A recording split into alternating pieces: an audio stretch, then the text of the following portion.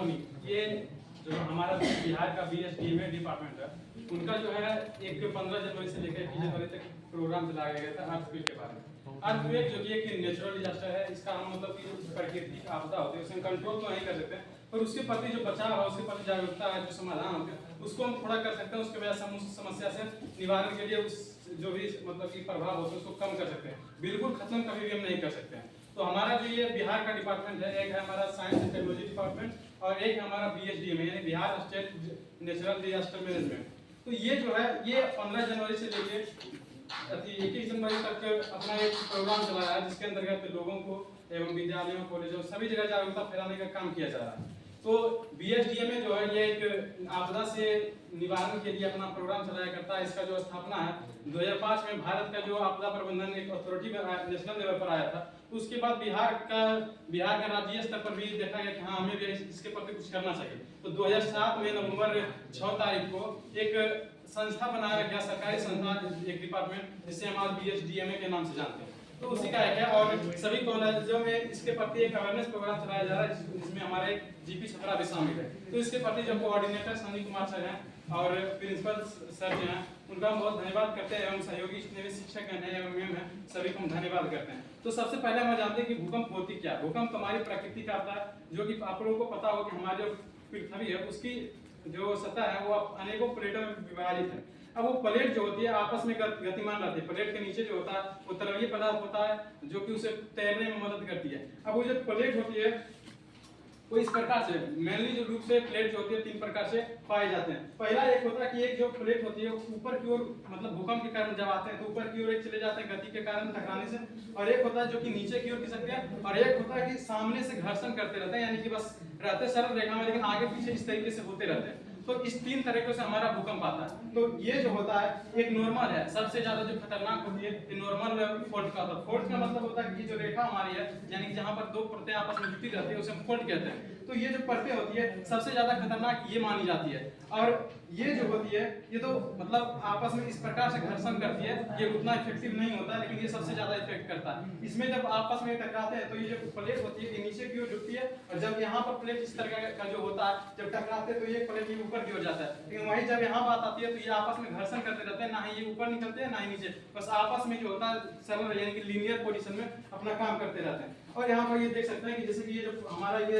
रेखा है यानी फोल्ट जो है, ये जो भी 2 परत होती है आपस में जहाँ जुड़ती है उसे हम फोल्ट कहते हैं, और ये फोल्ट के कारण जहाँ पर भूकंप उत्पन्न होती है उसे हम भूकंप का केंद्र कहते हैं, जिसे मूल केंद्र के नाम से भी जानते हैं। अब ये भूकंपीय केंद्र है। भूकंप जहाँ पर कोई भी आपको पता होगा कि जब टक्कर होता है तो उसकी ध्वनि निकलती है, तरंगें होती है, वेव्स अनेकों प्रकार की चीजें होती है। तो जब सतहें आपस में टकराती है तो ये जो है अपना वेव छोड़ता है, यानी कि थरथराता। आप लोगों को पता होगा जैसे आटा चक्की मिल होता है तेल का, वो जब चलती हो तो आप लोग महसूस करते होंगे कुछ दूरी तक आसपास वो जो मतलब स्थल होती है वो धीरे धीरे कंपन सा प्रतीत होता है। उसी प्रकार से भूकंप आने के पीछे कारण तो ये है, लेकिन कुछ कारण आप मानवीय कारण हो गए, जैसे कि नदी पर बांध का निर्माण करते हैं तो बांध जो जब हैवी हो जाता है वहां पर पानी के कारण ज्यादा हैवी बांध बन जाता है, तो वहां से उसका भी मतलब आसपास के एरिया में भूकंप लाने का काम वो भी करता है। अब भूकंप आया, अब दूसरा होता है कि हम लोग जो कोयला होता है जैसे कि या फिर अनेकों अयस्क होते हैं उसे हम निकालने का प्रयास करते हैं। जब निकालते हैं तो हम डायनामाइट जैसे विस्फोटक चीजों का प्रयोग करते हैं, तो उससे भी जो होता है आसपास के मतलब स्थल में वो कहीं पर स्थल टूट जाती है, यानी जहां पर विस्फोट करते हैं तो आसपास में भूकंप लाने का वो भी काम करता है। और अनेकों रीजन हो जाते हैं, जैसे कि हमारा टेक्नोलॉजी बढ़ रहा है, जैसे जैसे टेक्नोलॉजी बढ़ता जा रहा है तो टेक्नोलॉजी का हमारा अगर अच्छा उपयोग है तो उसका साइड इफेक्ट भी हमेशा होते रहता है। जैसे कि बांध, हम बाढ़ का तो कंट्रोल कर लेते हैं लेकिन वो भूकंप जैसी आपदाओं को भी थोड़ा सा मतलब कर सकते हैं निमंत्रण दे देता है। ठीक है, तो भूकंप सबसे पहले जहां पर धरती पर आते हैं उसे हम उद्गम केंद्र के नाम से जानते हैं। जो नीचे आता था सूर्य अधिकेंद्र के नाम से जानते हैं, जो जहां पर उत्पन्न होता है उसे उद्गम केंद्र कहते हैं या फिर उसे मूल केंद्र कहते हैं। अब ये होता है ये जो वेव होती है यानी कि जो वेव होती है वो भूकंप का वेव का जो ट्रांसफर होता है वो 3 तरीकों से होता है। एक तो स्थल और तरल दोनों माध्यम से डायरेक्टली मतलब एक साथ चलते हैं, और कभी कभार होते हैं जो सिर्फ तरलीय माध्यम में चलते हैं, और कभी कभी होते हैं जो कि सिर्फ स्थलीय माध्यम में चलती है। तो जो भूकंप की जो तरंगे होती है यानी वेव्स होती है वो मेनली 3 प्रकार की होती है, पी तरंगे, एस तरंगे, एल तरंगे। जो पी होती है वो उसका जो गति होता है सबसे ज्यादा तेज होता है, जो कि ठोस और तरल दोनों में पाए जाते हैं। ठोस उसकी गति होती है 8 किलोमीटर प्रति सेकंड, यानी कि 1 सेकंड में 8 किलोमीटर प्रति 4 की रफ्तार से वो अपना वेव को ट्रांसफर करता है एक जगह से दूसरे जगह की ओर। वहीं जब हम एस तरंगे की बात करते हैं तो एस तरंगे जो होती है वो उससे कम वेव में ट्रांसफर होते हैं, यानी कि जो बच जाता है वो लिक्विड फॉर्म में बने। क्योंकि देखिए जैसे कि हमारा ये पृथ्वी गोलाकार होता है तो सबसे अंदर जो होता है क्रोड, वहां पर क्या लावा जैसा पदार्थ होता है, तो तरलीय माध्यम में कर जगह उसके बाद धीरे धीरे स्थलीय पदार्थ आने लगते हैं। जैसे ही स्थलीय पदार्थ करते हैं तो उसकी चाल तो निश्चित है कि आपको पता होगा, जैसे जैसे यानी कि सघन माध्यम होता है तो वहां पर चाल किसी भी चीज के कम हो जाती है, प्रकाश के परावर्तन के नियम या फिर रिफ्लेक्शन से आप लोग जानते होंगे ये सब चीज। उसी प्रकार से यहाँ भी होता है, तो ये कम होती है। तो इसका जो यहाँ पर एस तरंगे की बात करते हैं तो इसका चाल जो है वो हो जाता है 400 लेकर 6 किलोमीटर प्रति सेकंड, यानी जैसा जैसा ठोस होता है, जहाँ पर जितना सघन माध्यम है, जितना जिस प्रकार से वहाँ पर स्थलीय बने होते हैं, वहाँ पर 4 से 6 किलोमीटर प्रति सेकंड के हिसाब से चलती है। लेकिन जो अंत में आती है एल तरंगे, सबसे ज्यादा विस्फोटक यही होते हैं, जब सबसे ऊपरी सतह तक आती है उसकी चाल बहुत कम हो जाती है, और जो एल तरंगे होती है सबसे लास्ट में स्तर तक पहुंचती है, और सबसे ज्यादा नुकसान जो है एल तरंगे ही पहुंचाती है। एल तरंगे जहाँ पर आती है, जितना मतलब कि जितना जोर से आते हैं, जितना अधिक तीव्रता गति से आते हैं, वो सबसे ज्यादा नुकसान करते हैं। तो यहाँ पर सबसे ज्यादा विनाशकारी जो होते हैं वो एल तरंगे हैं। जैसे कि आप लोग 16वीं सदी में एक भूकंप आया था जो कि एल तरंगे के, वहां पर 8 लाख लोगों की मृत्यु हुई थी। यहाँ पर हम भारत की बात नहीं करें, पूरा विश्व की बात है, सबसे ज्यादा जो मतलब तीव्रता से भूकंप आया वो आया था 16वीं सदी में, 50वें दशक में, लगभग ऐसा बताया जाता है 1953 ईस्वी में, सॉरी 1553 ईस्वी में, क्योंकि कहीं पर एडजेक्ट नहीं दिया गया, मैंने खोजने का प्रयास किया लेकिन 1553 ज्यादातर मैंने देखा तो उसका बात बोल रहा है, 50वें दशक में मेरे 16वीं सदी में आया था, तो वो सबसे ज्यादा विनाशकारी था। और बात करते हैं बिहार की, तो बिहार में 1934 में आया था, जिसका जो तीव्रता मापा गया रिक्टर स्केल से वो 8 मापा गया था। इसलिए 1934 के बाद उसके बाद फिर 2001 के आसपास बाढ़ भी आया था कोसी नदी के आसपास। तो इसी को देखते हुए हमारा नेचुरल जो डिजास्टर होते हैं उससे कंट्रोल करने के लिए, उससे अवगत होने के लिए, लोगों तक अच्छी जागरूकता एवं सुविधा पहुंचाने के लिए हमारा बीएसडीएमए बनाया गया। अब हम जानने का प्रयास करेंगे जो भूकंप आती है उसके बाद, भूकंप आने के बाद जो हमारा प्रभाव क्या होता है। सबसे पहले तो जवाब होती है कि भूकंप चूंकि अलग अलग परियों से पृथ्वी की सतह बनी हुई है, तो सबसे ज्यादा जो होती है टकराने के कारण दरार फटने की संभावना ज्यादा होती है। ठीक है, तो दरार जब भूकंप आती है तो यहाँ पर देख सकते हैं कि रोड वगैरह दरार फट जाते हैं, और खास करके अगर पर्वतीय इलाके में आते हैं तो पर्वतीय पता होगा क्योंकि पर्वत पर तो अनेकों चट्टान ऐसे होते हैं जो कि ऊपर से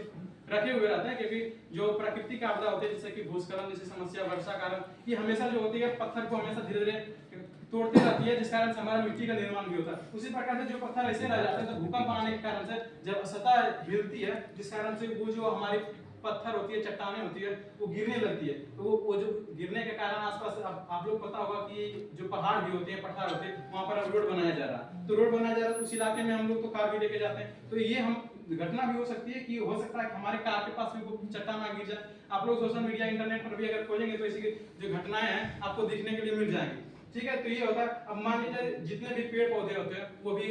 सतह हिलने के कारण टूट जाती है, बिल्डिंगें जो होती है वो टूटने लगती है, बिजली के खंभों से नुकसान होता है। तो हम लोग को करना ये चाहिए कि इन चीजों से अवगत, जैसे कि आप घर बनाते हैं तो जैसे हमारा ये पंखा ये मान लिया जाए कि लगा हुआ है, तो अगर पंखा को अच्छा से ना अगर कसें, उसे अच्छा से नट बोल्ट को सही से ना कसें, तो बताइए अगर मान लीजिए भूकंप यहाँ आती है तो पंखा का गिरने का संभावना है। और यहाँ पर अगर हम लोग अध्ययन कर रहे हैं, क्योंकि भूकंप के बारे में पता ना होगा तो तुरंत तो निकल पाएंगे नहीं, इससे भी हम लोग को समस्या हो सकती है। इसलिए घर के उपकरणों को एवं दीवार जो दरार पड़ जाते हैं उसका अगर जो कहीं पर दरार पड़ा तो उसका मरम्मत करते रहना चाहिए, ताकि हम, क्योंकि भूकंप को रोक नहीं सकते, उससे हम कम तो कर सकते हैं, उसकी जो घटनाएं होंगी, उसकी जो प्रभाव होंगे उसको हम कम कर देंगे, जिससे हमारा नुकसान, हमारी जो जान माल की हानि होती है उसे हम कम कर सकते हैं। अब बचने के उपाय हम के बारे में हम डिस्कस करना चाहेंगे। सबसे पहले होती है कि भूकंप आने के लिए जो आती है तो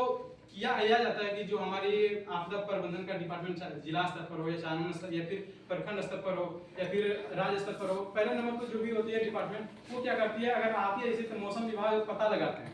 और भूकंप का पता जो जिस यंत्र से लगाया जाता है उसे हम सिस्मोग्राफ के नाम से जानते हैं, तो उसका पता लगाया जाता है कि हाँ आने वाला, तो कितना तीव्र से आने वाला, कितना कम गति से आने वाला, कितना विनाशकारी होगा। इससे आसपास में हम अखबारों के जरिए या फिर आज के जमाने में टेक्नोलॉजी के जरिए लोगों को अवगत करवाना चाहते हैं, और जिससे कि लोग उससे बच सके। और यहाँ भी एक हम जो ये प्रोग्राम चल रहा है अवेयरनेस का, ये भी क्या हम बचाव के लिए ही बताया जा रहा है कि हाँ कैसे बच सकते हैं, क्या होती है, इसके प्रति कौन कौन काम किए जा रहे हैं। तो हमें लगता है कि यहाँ पर सभी स्टूडेंट पर रहना चाहिए था, क्योंकि ये अवेयरनेस प्रोग्राम है और स्टूडेंट पर रहना बहुत ही ज्यादा जरूरी है, ताकि वो आसपास के समाज जो लोग होते हैं उन्हें समझा सके। तो अब यहाँ पर जो स्टूडेंट है वो मान लीजिए जानते होंगे, तो जानते होंगे हम लोग तो बचा सकते हैं। हाँ, जैसे कि अब कोई अच्छे से नहीं समझ पा रहे हैं, बूढ़े बुजुर्ग हैं, तो उनका हेल्प कैसे कर पाएंगे, जानेंगे तब तो यहाँ पर हमको लगता है कि सभी स्टूडेंट को रहना चाहिए था, इसके बारे में जानना चाहिए था। यही तो हमारी अवेयरनेस प्रोग्राम है, यही तो जागरूकता का खेल होता है। सबसे पहले अगर भूकंप आती है तो हम लोग को घबराना नहीं चाहिए, क्योंकि अगर घबराने से समस्याएं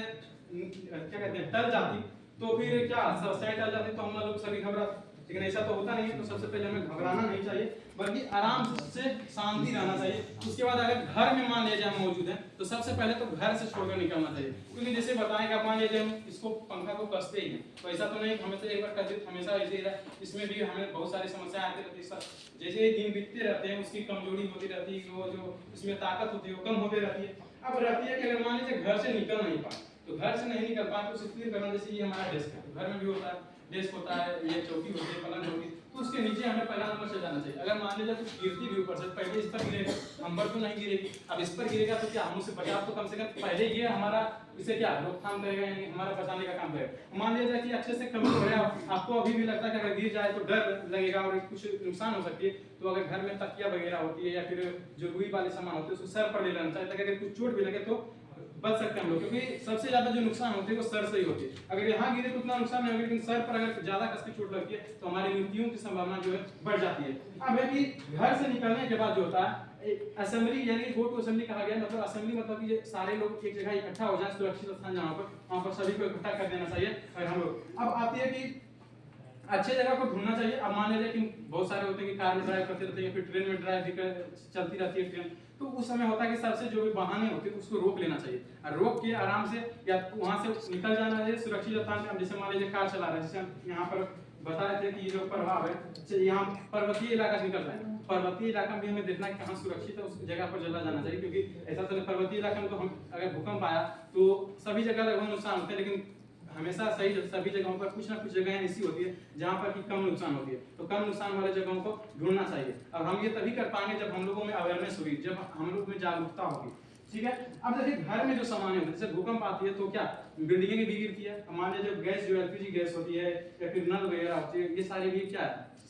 यानी कि एक प्रॉब्लम तो हमारी भूकंप है। अगर ये हो गया, अगर ये गिर जाती है तो आपको पता होगा कि एलपीजी खतरनाक भी होते हैं, जितनी ये सेफ्टी की चीजें हैं, जितना पर्यावरण से बचाव का काम करे उतना ये खतरनाक भी होती है, इससे बहुत सारी घटनाएं भी हो जाती है। तो भूकंप में जब ये धरती जो होती है डोलती है या फिर गिरती है, तो इसे क्या अगर ऊपर में गैस रखा है फिर कहीं रखा हुआ गिर सकता है, इससे इस सबको हम लोग को सुरक्षित कर देना चाहिए, इस सबको बंद कर देना चाहिए, खास करके बिजली के लिए, क्योंकि बिजली कहाँ पर क्या हो जाए किसी को पता नहीं होता, इसलिए सारी चीज को ऑफ करके रखना चाहिए।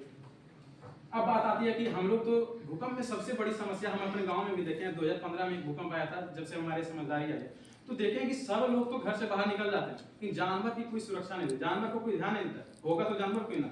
ऐसा हम लोगों को नहीं सोचना चाहिए। अगर हम लोग सुरक्षित है तो अब हमें सोचना चाहिए कि हम लोग का, क्योंकि गाय मान लीजिए होती है तो सबसे ज्यादा जो आप लोग की जिंदगी में सबसे ज्यादा जो सामान देती है जैसे प्रोटीन वगैरह, वो दूध दही मक्खन ये वगैरह से मिलते तो कौन देता, गाय ही ना, तो उस पर जब प्रॉब्लम आती है तो हम कैसे उसे छोड़ सकते हैं। इसलिए हमें सबसे पहले अगर जो भी हो, गाय हो कुत्ता हो बकरी, उसका भी हेल्प जरूर करना चाहिए। ये नहीं, ये इनका भी तो जान है, हम लोग का जान है तो ये भी जान है, तो इसे भी बचाना बहुत ज्यादा जरूरी है। अब ये है जैसे कि ये विस्फोटक चीजें होती हैं या फिर जैसे जो कि आग लगाने का काम करती है, उसे भी हम लोग को सुरक्षित रखना चाहिए कि ताकि इधर उधर कुछ ना। अब बात आती है कि अलमीरा जैसे घर में होती है, मान लीजिए यही है, भूकंप आया तो ये मान लीजिए कि थोड़ी सी अच्छे तरीके से नहीं रखी हुआ, भूकंप आया भी हमें यहाँ तो यहाँ रहे तो ये गिरेगी तो हम पर चोट लगेगी नहीं की संभावना, इसलिए इसका भी सुरक्षित ध्यान रखना चाहिए। और अगर यहाँ घर में ऐसे हैं तो इनसे दूर रहें, अगर निकल नहीं पा रहे हैं तो बिल्कुल भी यहाँ पर ऐसे चीजों के पास न रहें, बल्कि इसके नीचे आने का प्रयास करें, ये सही होगा। अब आती है कि सबसे जैसे मान लीजिए भूकंप आ रही, पता चल गया कि कोई भी हमारे जो डिपार्टमेंट हो रही डिजास्टर मैनेजमेंट की, वो अखबारों के जरिए टेक्नोलॉजी के जरिए बता रही है कि हाँ आने वाली है, तो हम लोग को सावधानी के लिए आने वाली तो उससे निवारण के लिए व्यवस्था कर लेनी चाहिए। हाँ कुछ हुआ तो कैसे कर सकते हैं, सबसे पहले तो यहाँ पर हम अच्छे से दर्शा नहीं पाए क्योंकि ज्यादा बनाना संभव नहीं है बड़ा, इसलिए हम बस प्लस का निशान दें। आपको इससे पता होगा कि ये जो है हॉस्पिटल वाली यानी कि मेडिकल चीजों को दर्शाती है, ये मेडिकल चीजों को जब दर्शा रही है तो यानी कि मेडिकल चीजों को रखना चाहिए। जैसे मान लीजिए कि कहीं शहरों में ज्यादा नुकसान होता है बड़े बड़े बिल्डिंग के कारण, तो इसको अगर